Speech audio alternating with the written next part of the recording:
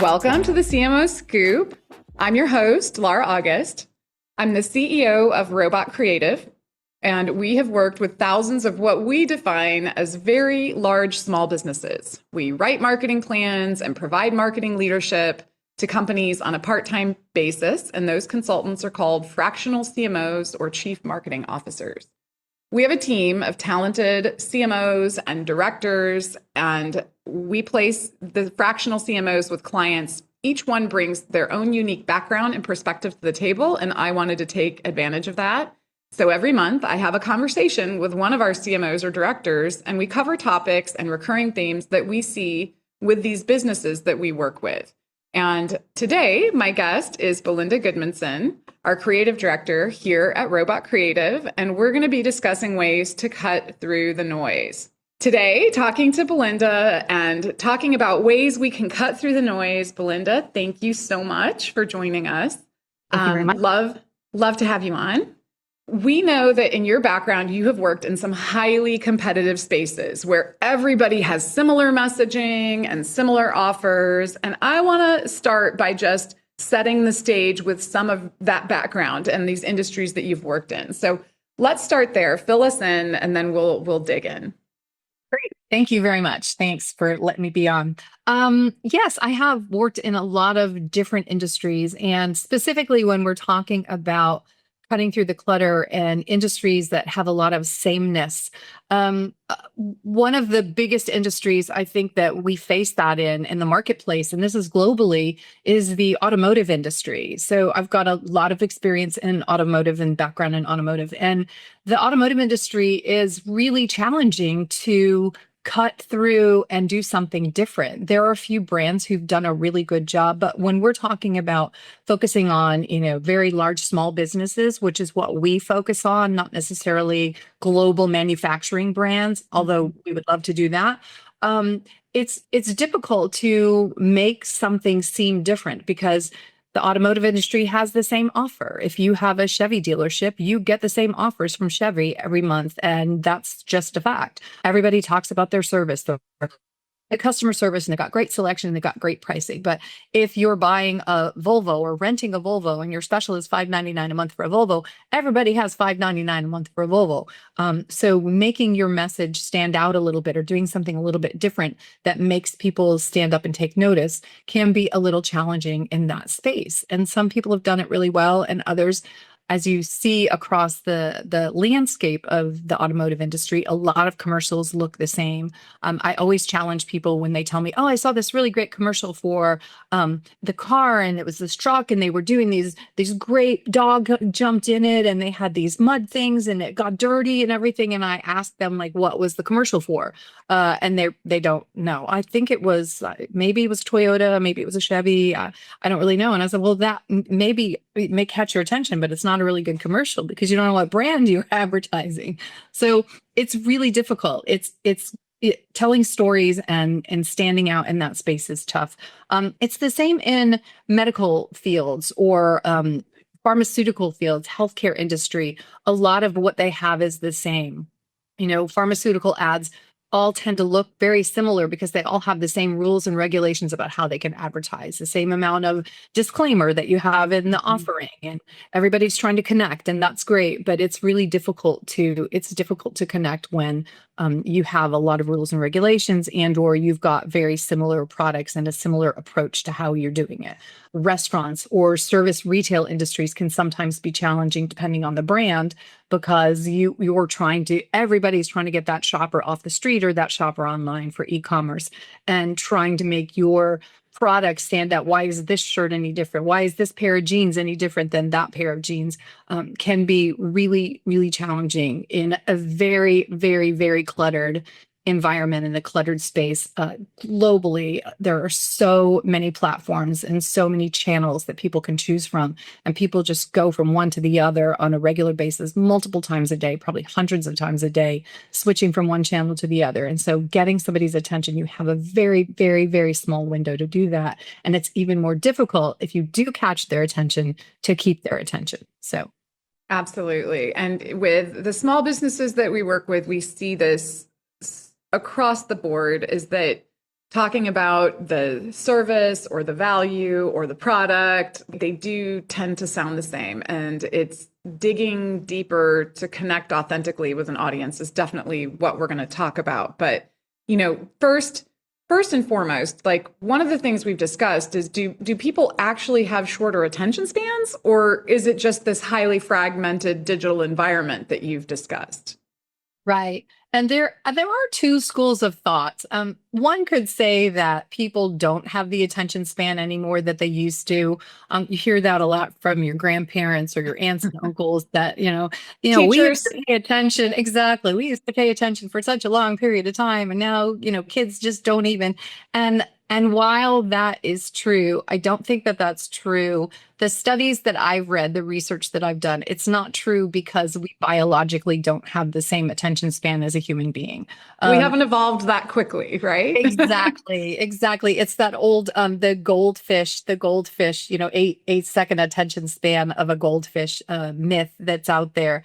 And it's not really that. I think what it is, as we were talking about a really crowded landscape, it's that people are very, very, very discerning. They need for you to catch their attention. They need for whatever you're saying, whatever you're showing them to be relevant to them personally, because they have so many choices. Way back when you didn't have an environment where you had all of these choices globally to choose from, you were sort of forced. You were a captive audience. You were forced to sit and listen to the messaging or watch the messaging or see the messaging in a magazine or in a newspaper. You were forced to do that. And now you don't have to. Everybody has choices on how to do that. So I think it's really important to understand that people can pick and choose. People sit and binge watch series all weekend long. They'll sit for 12 hours in front of a television and watch something. It's not their attention span is broken. It's that's interesting to them. They like it, and yet they'll swipe past an ad or won't listen to 6 seconds digitally for an advertisement because it just doesn't resonate with them. It doesn't either grab their attention, or you're not speaking directly to them in the way that they want to be spoken to. So it can be really challenging. I think one of the most important things is that you have to tailor the messaging and what you have to the particular channels that you're on. And that's so important nowadays. And they're changing every day. You're adding platforms and channels all the time. It's like, what's going to be the new TikTok? What's going to be the new thing that everybody's going to gravitate towards? And you have to have your messaging and your ads specifically targeted to those channels, because the people that are on those channels are often on those channels for a long period of time or multiple times during a day. And they're used to seeing a certain format and a certain content. And that's why they're there, because the entertainment on TikTok is very different than somebody going to a LinkedIn or even Facebook. It's very, very different. Or watching network television versus streaming whatever you want to stream on Netflix. They're very different. And so consumers, especially younger consumers, are just really, really choosy. And so you have to be relevant to your audience and to the platform that you're on.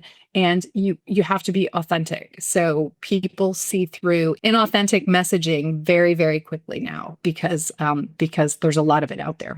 Yeah, I love the way you've characterized this. People still will sit down and watch long form content. They can get deep into things. It's not that the attention span is no longer there. It's that they're flooded with so many different opportunities to catch their attention in the first place. And I totally agree with the platform specific formatting, really understanding if you're going to use a platform, like gone are the days of being able to just push the same thing out across all channels, even though there are times that you can reuse and repurpose and restructure things to fit in different platforms.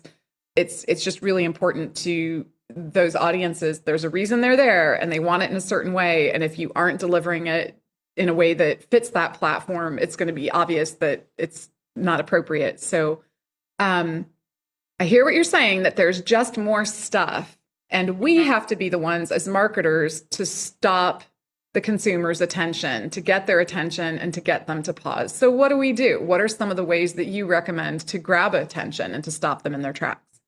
Well, I think one of the best ways to do it is to do the unexpected. We're engineered as human beings to have a certain cadence in our life. We see similar things. We watch similar programs. We're used to, a red light having red on the top and yellow in the middle and green on the bottom. We're used to a certain cadence in our life and things that are the same. And so when you do something that's surprising or unexpected, it's a departure from the normal, and that gets people's attention.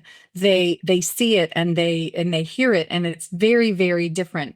I think one of the really, because we're talking about advertising and marketing, so most all the examples I'm going to use are from that, but I'm a big proponent of really exciting creative and really unusual creative and things that do break through the clutter. And one of the really good examples that you'll see all over when you do research is Oreo during the Super Bowl way back when in the 2013s. They actually, all of these people spent millions of dollars on ads in the Super Bowl, and there was a power outage, so the Super Bowl was dark. There was no lights. It was like, what the heck do we do now? And Oreo's team had the permission to actually create something in real time and had the approvals. And I don't know if people remember it, but the whole dunking in the dark thing, and it's like the power's out and there's no problem, you can still dunk your Oreo, etc., went so viral. It was so crazy that it was the hit of the Super Bowl because it was completely unexpected. It was in real time. It was relevant to what was going on. And they pushed that thing out so quickly. I mean, kudos to that agency that not only did they have the permission, but they had the creative that went behind it. So I think things like that, doing the unexpected, is really interesting. I don't know if you remember the ad where Duolingo killed off their mascot Duo, and they had It's this hilarious. whole mock trial and all of these series, and you had to follow them, and they had users take lessons for their things to be able to bring him back, and it was crazy. They had so much engagement in that. You could call it a ploy, but in that little saga that they had there, it was crazy. And that was really, really it was a really smart thing to do. Great Britain, we've got the UK on there. I don't know if any of you took pictures when, Canva talking to their designer group there, and they went out of their way and they created these billboards talking about the pain points of designers. They created these billboards where the logo for Canva was so crazy and out of proportion that it stuck out of the top, and it went viral. People started taking pictures of it. They were the Waterloo station had all of these hits on it. Everybody was, And the headline was "Make the logo bigger," right? Which is every designer's like dreaded right, comment from their client. Like, can we just make the logo exactly. bigger? Yeah, when the client says, when they say to make a logo bigger, you might go too far or something, and it was like sticking out of the whole proportions or anything. That's brilliant. And the other thing about it is that nowadays it's sort of like you want to get the attention, but you want consumers and people and influencers to give you extra lift on that. You want shares, you want mentions, both from an AI, a GEO perspective, and your own branding, is you want people to start talking about you. And so what better way to do that than you have a whole bunch of people taking selfies in front of this logo, and designers and creatives talking all over the world about how brilliant Canva was because they did this cool stunt. So things like that, where you're really doing the unexpected, gets a lot of attention, and you get to share it. You've got things that are really unusual. That I was in New York at this time when Coors did the purposeful misspelling, when they spelled refreshment incorrectly, and they did it on purpose. And we're talking Times Square. Millions of people. I think it was, let me look at my notes here. It was 12.6 billion media impressions. 12.6 billion media impressions because they misspelled a word on purpose. And it was the whole Monday morning campaign where you talk about, your Monday mornings and you're not there, you're not quite there, and the things that you might do wrong in your Monday campaign. And so it was brilliant. It was really brilliant, but it was completely unexpected, and it was purposeful and really strategic at the same time. So I think examples like that, where people expect you to zig and you zag instead. Andrew says that, our director of brand, is really, it's important. It's an important thing to do. And I think that's how you capture people's attention. It's just doing something unexpected and something unusual. Yeah, I love that. It can be really easy, I think, for small businesses too, to fall into the trap of feeling like they need to fit in, or they need to just reach like a minimum quality standard that looks like the other things that are going on, instead of thinking about, like, if everything looks that way, how do we do something that's different? And it can be challenging to get clients to agree sometimes, like as an agency, to get clients to feel comfortable with taking those kinds of risks. But that's where the real payoff is going to be, whether you're messing with the medium, doing something just literally outside of the format or unexpected in the medium, or if it's, doing something like the ones that you've pointed out that are intentionally trying to reshape thinking or stop people in their tracks, get them to pay attention to it. So those are some really great examples. I love them. And so imagine you look at what the mundane is and what the expected is, and you find a way to stop people in their tracks and to be a little bit unexpected. You've got to, at that point, really pull them in. And so what advice do you have for developing messaging and messaging that matters to people? So after you catch their attention, how do we think about, as marketers, ways to connect? Yeah, that's really hard. Language is so important. I think that when you look at people and what stops them and what they pay attention to, it has to be things that people care about or are interested.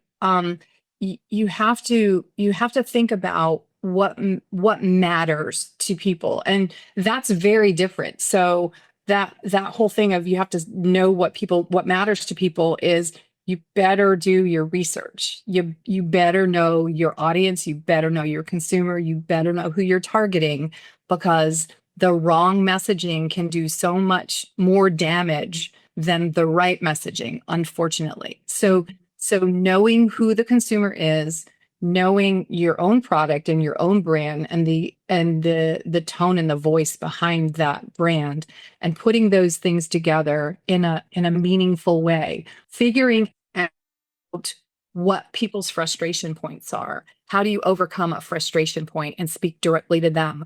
How do you empathize with them? How do you capitalize on values that are shared, that people have, the things that they have in common? What things do they support that might be relevant, that you can tie to or give a nod to, that will make them connect? It's, you and I have this in common. Obviously, we're big animal lovers. We're both huge animal lovers and do all kind of advocacy and rescue and support and things like that. And anybody who does an animal, for me personally, they know me as an audience member. Any of those, the cute puppies. You want Belinda's attention? Put a funny cat meme out there. Just saying. Right? Rescue dog, you've got her. You got it. Right. And me too, if we're being honest. Yeah. Right. Exactly. And so for some people, that wouldn't matter at all. Nobody's going to care. People who support children's research and medical, cancer, Alzheimer's disease, things like that, things that matter. But then also frustrations. Some of the examples, and you can do tons of research. All you have to do is go online, go to Claude or go to ChatGPT or go to Google or whatever it is, and you can look at marketing campaigns and Most people will agree on a lot of campaigns as far as doing things really, really well. Dove is one that comes up in this category all the time. Spectacle and shock and awe and all those things. A misspelled billboard from Coors in Times Square, it's gonna be shock and awe. It's gonna get your attention. But what Dove did was really brilliant from a female perspective when they did their whole Real Beauty campaign. And this is written about, tons of agencies agree on this, that it was so simple but so real and so authentic that people took notice. Women saw themselves in there. It wasn't about selling soap. It was about connection and how women see themselves through other people's eyes and through their own eyes, and that no matter what you saw in the mirror, no matter what you had, that it was good. It was great. You are who you are. We're real women, and nobody's perfect in any way. I don't care. And there's been a lot of that since then, but that was like the first time that a soap commercial wasn't selling beautiful glowing skin on a gorgeous model. Not that they weren't all still gorgeous models, but they weren't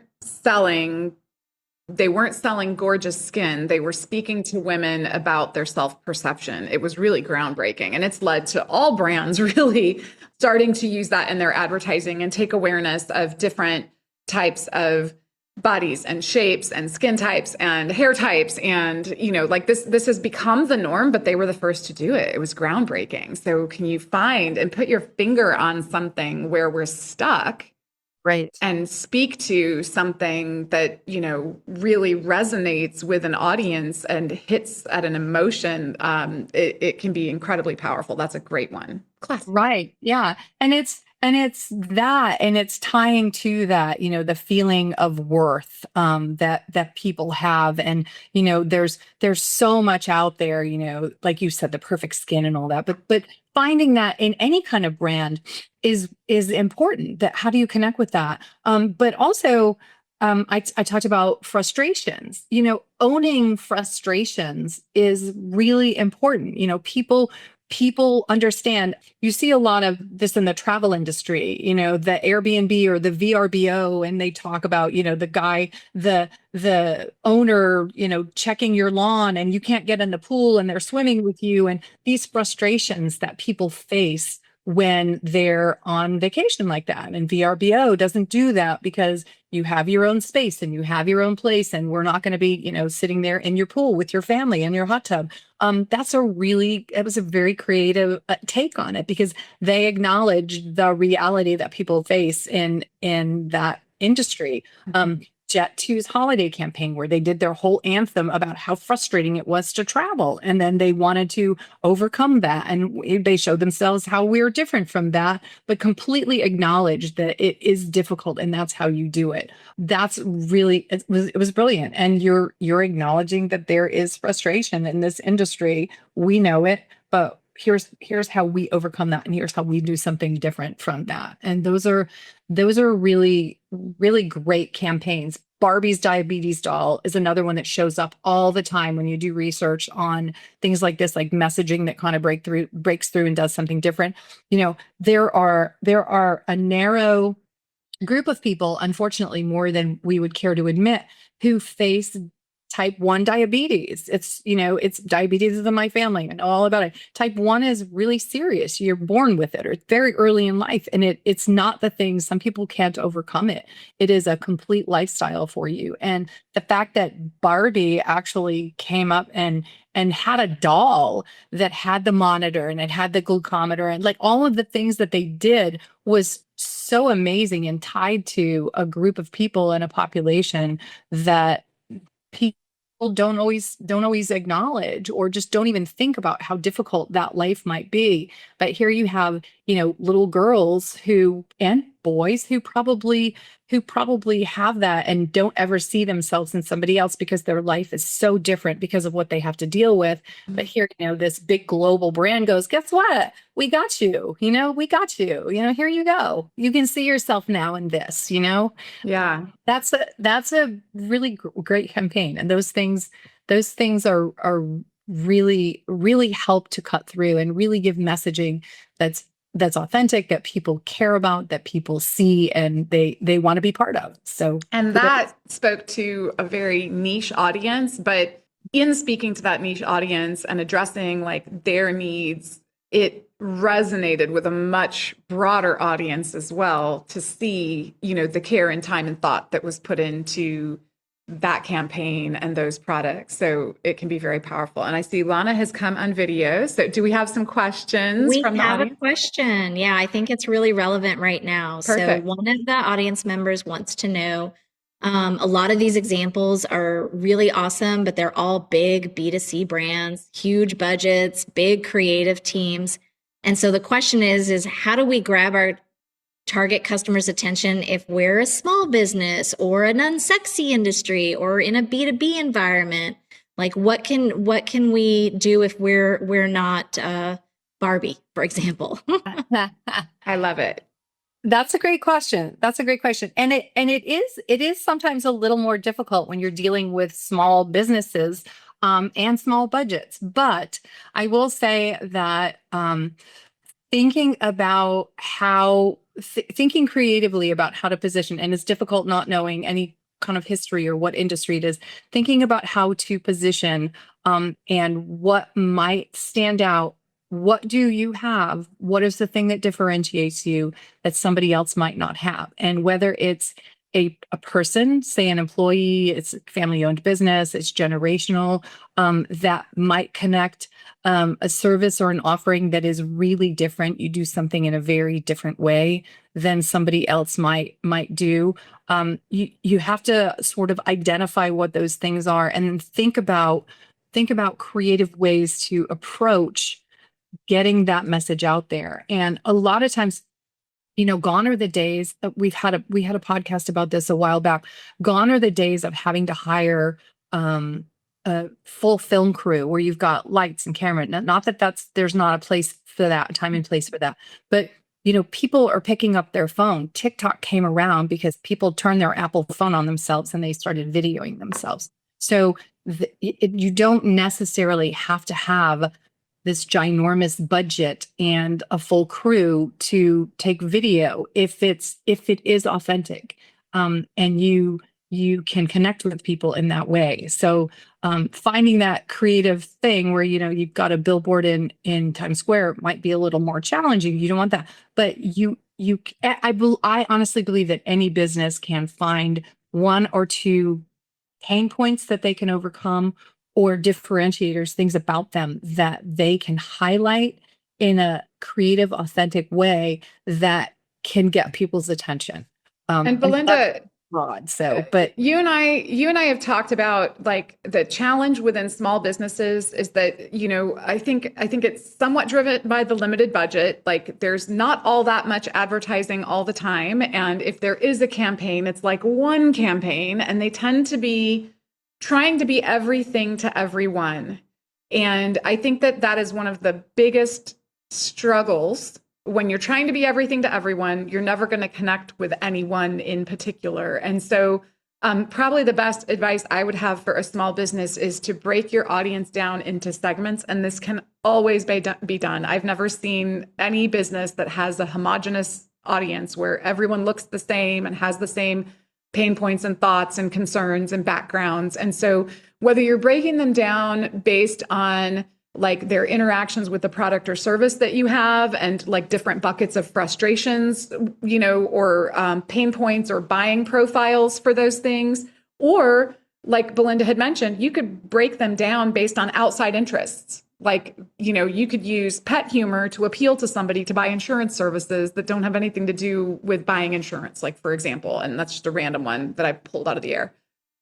So the more you're able to break down these audiences and get really, really segmented to deeply know and understand these groups of people, if you can speak to one of them, it's going to help you with which channel you should be in. And then the channel will help you with the format that's appropriate for the channel, right? And, you can then look at like, is it humor or is it seriousness or is it, the different types of approaches that you might use to really resonate with them? Is it this the pain points that they're having or an outside interest, but you can rarely do that if you don't deeply understand your customer. And I think we see small businesses that understand their customer through the lens of like, here's what they buy from us. That's not understanding your customer. Yep.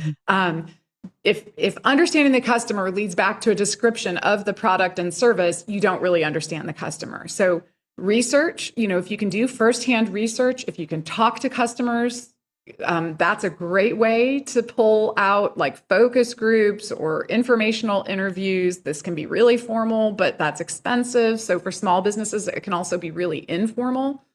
Trying to get to know them in a way that like a standardized 10 or 15 question survey it's not going to give you enough flavor, right? To be able to really advertise and stop somebody. Right. Yeah. I think we talked about, there was, when we were talking about this specific podcast, you had mentioned a client that we had Mama Margie's. And I think that's exactly what you're talking about with the example here. Yeah, I managed their Twitter account for a while, and this is like a chain of restaurants here in the San Antonio area that has a late night crowd that would come out for the chip bar. So they have all you can eat chips and salsa. It's Texas, y'all, for everybody that's joining from somewhere else.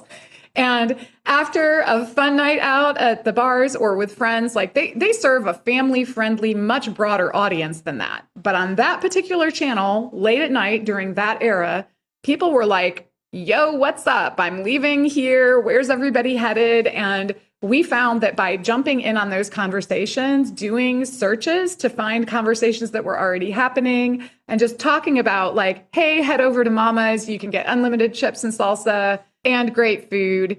It was messaging that hit the right people at the right time who were looking for a place to go. And it created this buzz. And we used the persona of Mama. So we were talking as Mama, like, hey, we want you kids to be safe while you're driving. So come get some food.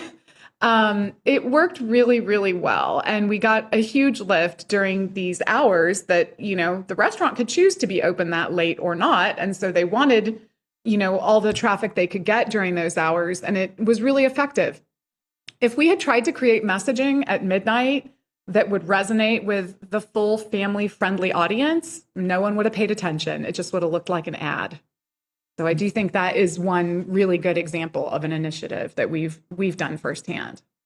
Catching up on our notes, and I love that question. So thank you for asking it, because it actually blended in right here with what we were wanting to talk about. So not having to blast a niche message to everyone. So finding out when and how to reach that specific group, what channel are they on at midnight after they're leaving the bars? Like, it's probably not going to be Twitter anymore, or maybe just a subset would be, but, and that's a very specific consumer audience. But if you are able to break down the clients or the customers or the patients or, whatever word you're using for the audience that you're trying to reach, if you can break it down into segments and deeply understand them, you can probably find a creative way to reach them. So I think what you're saying is absolutely true. And so the person who asked, smaller business, we deal with a lot of like large, small businesses, and like you said, finding maybe that one product or that one menu item or that one widget that you have. You don't have to, as you said, be everything to everybody. If you're an office supply company and you do IT and you do security service and you do printers and copiers and all of that, you don't have to do. We can be everything to every business that's out there. Focus on copiers and focus on the audience that is looking for copiers, school districts, medical facilities, focus on them specifically, and then take that one product, that one thing that you have, and figure out a way to position that to overcome a frustration or something that they're dealing with, so that they're seeing that you have a really limited target, what channels they're on, you have the message that's directly to them, and then worry about the other services with the other people who are buying them. You're focused on, our focus today is to sell copiers and printers. And that's what we're going to do. And focus in on that and make sure that you've got the right strategy for it. And it will move the needle. So I hope that sort of almost answers questions that. Yeah. I Want love to give it. us more information? We'll be glad to. Yeah. And I mean, we do sometimes hear like, it could be more expensive to develop multiple sets of messaging and to advertise in more places. But the lovely thing about digital media and with the type of advertising that is available now and that resonates now, a lot of it can be done lower budget. It doesn't need to be this polished, formal, high production. There are absolutely, like Belinda said, there are times and places where the medium requires that. Like you can't show up to a place looking like, it came off of Snapchat when all your competitors are there using polished video. So you need to know where you're going and use the appropriate tool. But more and more, you can get away with the more accessible tools that we have. And if you have clients or if you're in-house somewhere, get a test, like just get permission to do a little bit of this to see if it resonates. And then to demonstrate like where you can see real traction within a group as opposed to like, yeah, we're messaging and we're blasting it to everyone, but nothing really happens, right? If you can show that lift, that usually helps build a case for more support. Belinda, we had talked about like what's some of the biggest no-nos or mistakes that you see marketers making? Like where can this go really wrong? Yeah. We just touched on it a little bit, but I think it really is important to identify the audience. And then you have to ask the question at the end of the day, it's all about what's in it for them. So the what is in it for me, what's in it for them, that has to be answered in the first couple of lines of copy and the first images that you see and the very beginning of a video, whatever it is. If you are not getting their attention in 3 to 4 seconds, then you are not, they're going to swipe, they're going to go away, they're going to leave, they're going to change the channel, they're going to do something. Yeah. And we talked about the so what game. I love the so what game. Exactly. It is true. From a marketing perspective, you have to do the so what. If somebody says, our CRM has more power and it can process all these things. It's like, so what? What does that mean to me? I don't really care. I have this software that integrates with all this stuff. So what? I don't really care.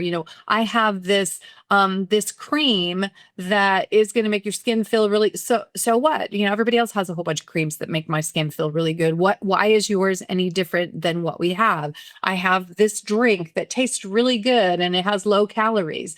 Join the club. So what? Really, when you think about it, it's like you have to answer that question.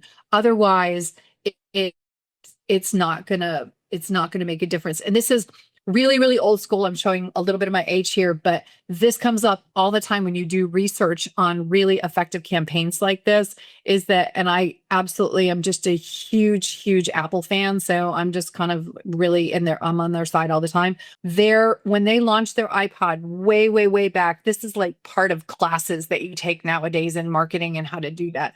It was answering the so what. You can see this anywhere. It was not about the fact that you had all this storage in there and all of the player that you had and all of that stuff. It was 1,000 songs in your pocket. And that's what it was. It answered the so what. All of a sudden I have 1,000 songs that I can carry with me everywhere. I'm not changing out tapes. I don't have CDs here. It is literally a library in my pocket on this little tiny thing. And that was brilliant. The other thing is the so what's that are answered by a buy one, get one free offer, or if, mobile companies and cable companies and things like that, television providers will do this a lot of times. You sign up for such and such, and then if you sign up a friend, you get the same amount of money. So we'll sign you up for $50, and then you sign up a friend and you get $50 back. That's like, it answers the so what? What's in it for me specifically? And that is the thing that people don't do, I think, the most, is that they don't realize what the benefit, the proposition to the consumer is, and they don't play on it enough, and they miss an opportunity. We talked about this the other day. that Dave's the protein bar company, David's, this is in the news, and it's in the trades right now. Brilliant, absolutely brilliant move on their part that they did their new protein bars. They launched their protein bars, and it's a 4-pack of like frozen fish fillets. So they're I calling the fish fillets protein bars. like it's a really genius move. But the what's in it for me is all these people. So we're dealing with a lot of people on protein. We're dealing with the GLP-1 revolution, where people are having to eat protein, but they don't want to eat anything. And you've got smaller portions. Restaurants are dealing with huge problems with this, where their portions are too big because people aren't eating, and it's really impacting consumer businesses. But they have this high protein cod fillets, and there's a package of them, and it says, it's all these grams of protein, and it's no fat, and it's low.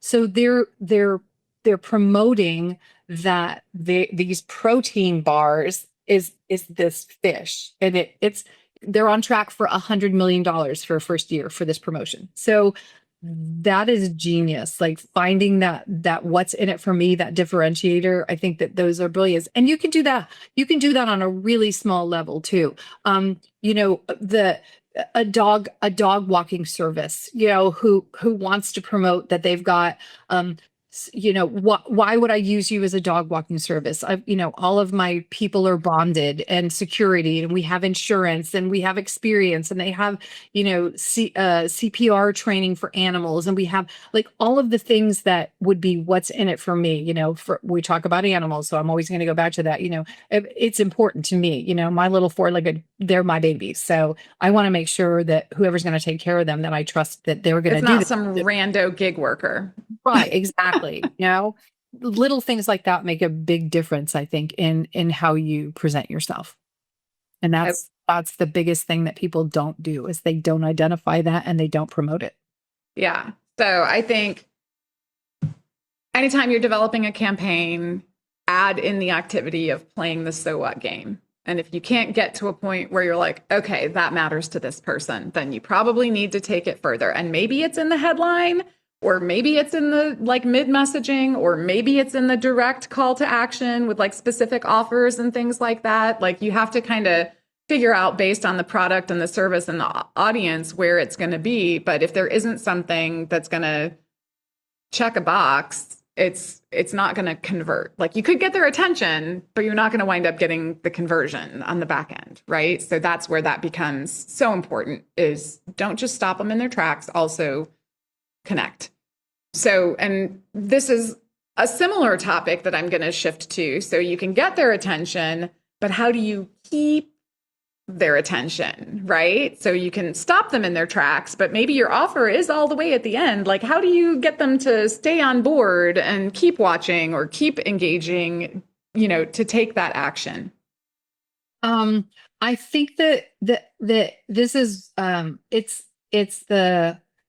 this is where we get into the whole subjective nature of our business, is that different people are going to be compelled by different things. Different people like the visual of different things. Different people, all you have to do is go into an art museum and you can see how many different types of art are in there. And somebody likes every piece of that art and somebody hates every piece of that art. So it's one of those things where you have to go back to the research, go back to knowing your audience, go back to figuring out what they want and what they like. But I think really nowadays there are some best practices that probably you need to follow. Because people are consuming so much on their mobile phone and they're using so many different channels, making sure that you have everything designed in or created, especially in a video format, which is so popular now, for not having sound on it. So everything that you do, the messaging you have, if people can't figure out what it is you're saying or what it is you're doing without sound, then you've missed a big segment of the audience, because a lot of people don't turn on their sound. So you have to catch their attention and you have to keep it with something that is going to keep them past not having audio. Visual. Yeah. And so how different is that from when we were like, baby designers and just starting out in the industry, where jingles and sound bites were very trademarked and very important. And like now, trending audio, everybody uses the same song and just does the dance differently, it's a really different place in terms of sound, where it's not that sound isn't interesting and can't enhance it, but it's a much more visual world, and it's really critical, and the art behind that and different audiences, like you're talking about different audiences resonating with different styles and different art forms and different approaches becomes much more important. So this is where some skill might be required to make sure that it's captivating even without the sound. Right. And there's a lot of things. Sound is really important too when you think about it. So you want to play to both, because there's a lot going on now with sound design, with music, with different types of music, with different styles, with different sound effects, that kinds of things. So those things can also be utilized in a really, really good way. The other thing that a lot of people don't expect, we go back to the original, do something unexpected. So many people are consuming so much that sort of lo-fi, and they're not, it doesn't have to be polished. It doesn't have to be super designed. You don't have to do color correction on it, all of those things. People are used to seeing videos. You see it all the day. It goes through everybody's feeds of all these, at-home videos taken on your mobile or taken on your Ring cam that people are watching, and it's going viral. And those things can catch people's attention and keep people's attention. It's the story. Tell a good story, get their attention immediately, and then keep their attention by, we go back to the prospect of, solve a frustration of theirs, tell them why it's different, tie into a value of theirs that can keep them going. And I go back to that. It really is significant, the what's in it for me. There's also a lot of like the processed restoration stuff now. We are starting to see, and it's a whole different podcast, but we'll do it at some point. The penetration. I know we've done a couple of AI and everything in there. It's been crazy to see how fast AI is sort of taken over some of the industry, but then how fast the backlash has been in some instances. So the authenticity, the old school storytelling, the humanity of things, the real people things is very quickly coming back and making a renaissance, that kind of historical feel to it, because people are like, I need to know that this story is like human made. I need to know that this is a human. I cannot empathize with iRobot. It just doesn't work that way. I'm like, it just doesn't, I'm not going to feel that. So making sure that it does kind of check all those boxes we talked about will keep people's attention. I love it. And it will. I think as we see like AI, like push even further, the mistrust of that or the uncertainty of it will, it's like, we're going to embrace that on the one hand, and everybody's going to, but then we're also going to want to know, what is the opposite of that. And that will become more popular as well. And that's definitely already happening out there. Kind of in addition to just the AI generated stuff, and we're seeing that more on some channels than others. But I think, something that goes back to channel specific things is that there's algorithms that favor certain types of content. So some of that is like fully permissible on some channels and even encouraged. And then there are some channels where the algorithms are starting to label it and block it. And this doesn't just go for AI. Like in every channel now, algorithms will dictate what gets through and what doesn't. And so I think it's important, again, like we've mentioned it before, but just really understanding the channel that you're working with and to keep people's attention on it, knowing that the channel itself may have something to say about what you're uploading. So know that for it even to get seen in the first place, and for it to, some channels, the there's a certain number of seconds that you have to grab their attention, or they'll like only play it for so long before the channel will make a determination that it's uninteresting and start, playing it less. So really understanding each of the channels that you're using and crafting the storytelling for that specific channel around it is important too. So that can be more tricky. That's definitely like the more advanced layer, but it's what it takes to get through in a lot of ways. So, and there's so much information out there now, and just researching for this, you can go to tons of websites that will take all of the information and synthesize it for you. The trends that are on point now and things that you want to look at, the bright colors that are coming back, everything, the old saying, very old saying, everything old is new again, the bright colors and the big typography and all of those things that are coming back in to get people's attention. Those are coming back. I'm waiting to see, if Hobo comes back. I just don't think I'll be able to handle it. But I mean, there's like these big, bold typefaces and bold prints and bold colors. And that is like deliberate contrasts of things is becoming really popular. So adding some of that in and just doing your homework and seeing what are people looking at and making sure that the people that are looking at it are the people that you're trying to get. Because if you have a product for, somebody 50 plus, it's going to be a completely different message and look and feel than for going after somebody 25. So just be aware of that and be sensitive to it and try to customize it as best you can with whatever budget that you have to do that. Absolutely.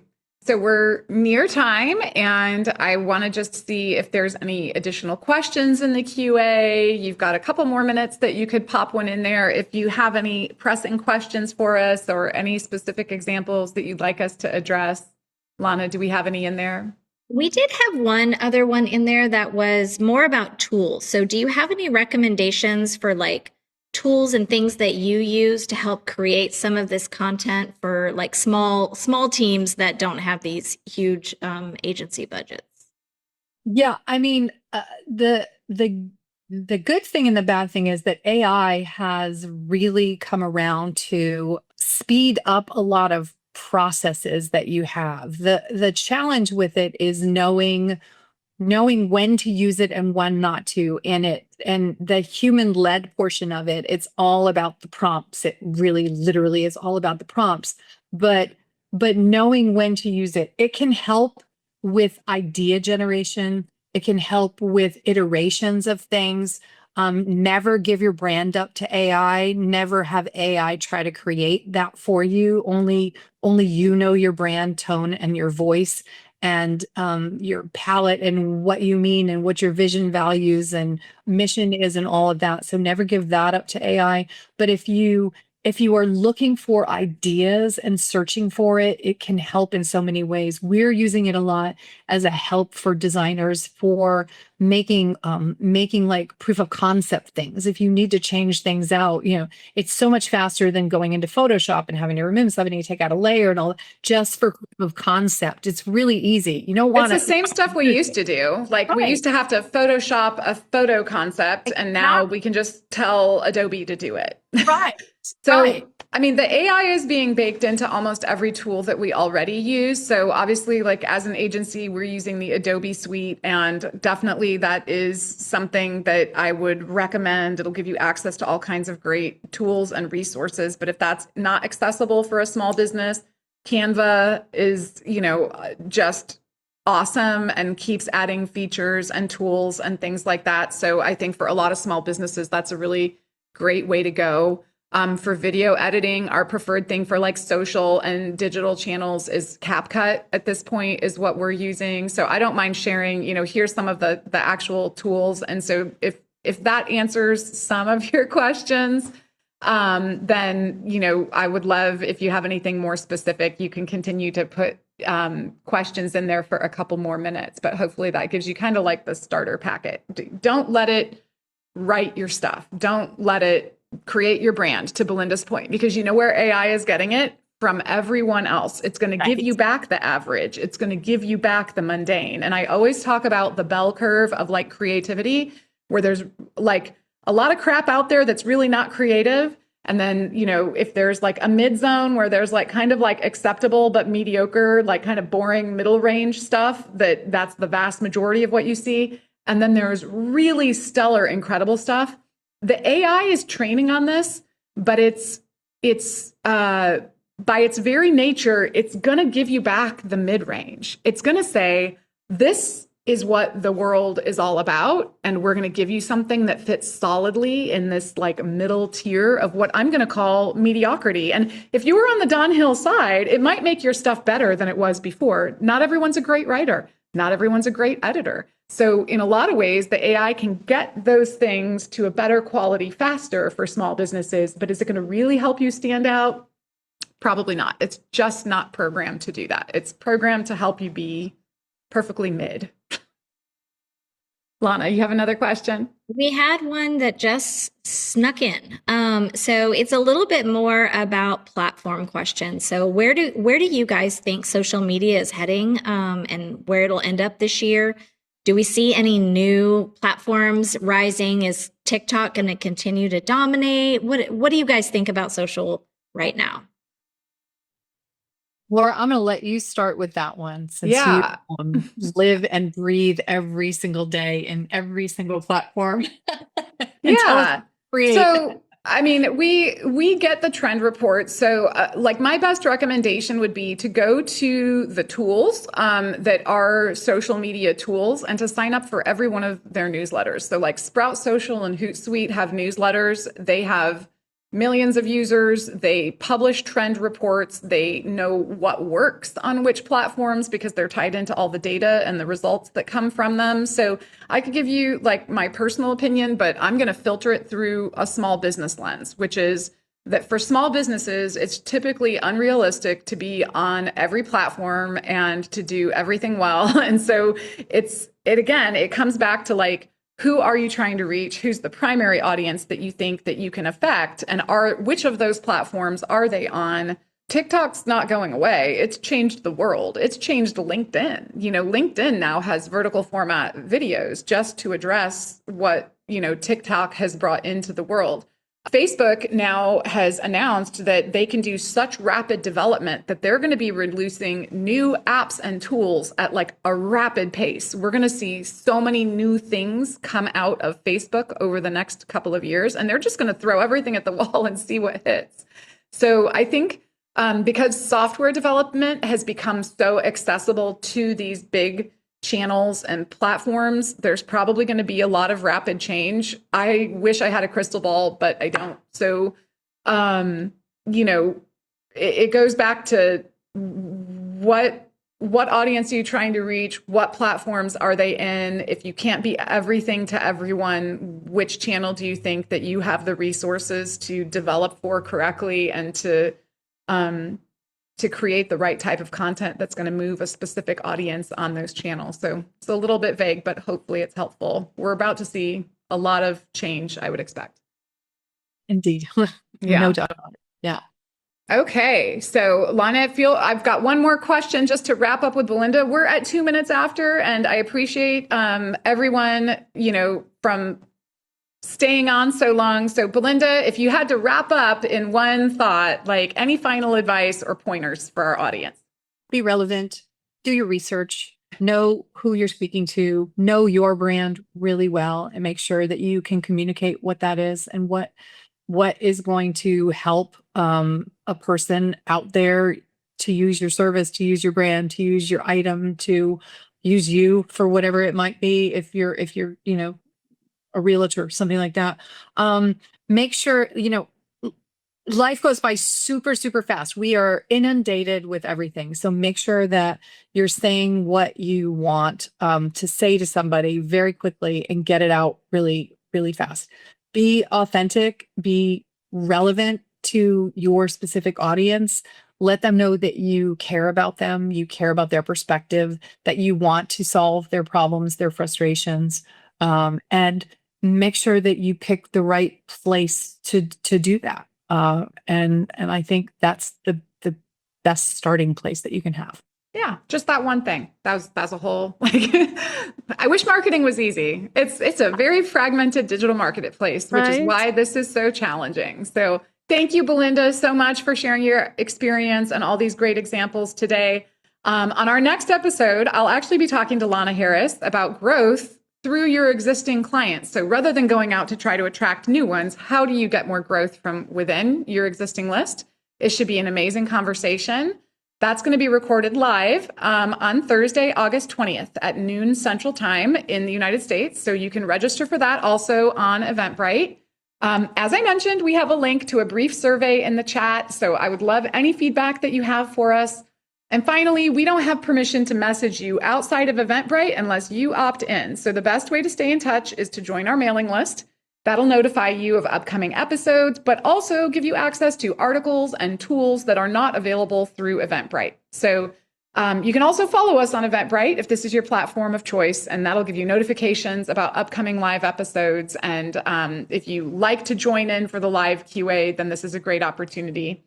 You can also find all of our past episodes on YouTube. It takes us about a week or so to get those recordings live.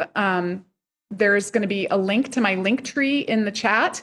So all of the things we just mentioned, if once this Zoom closes, you won't have access to those links. So if you want to go into the chat and just click on the link tree, that will give you access to all of these links. So thank you again so much for joining us today on the CMO Scoop, and we hope we see you again. Thank you. Thank you.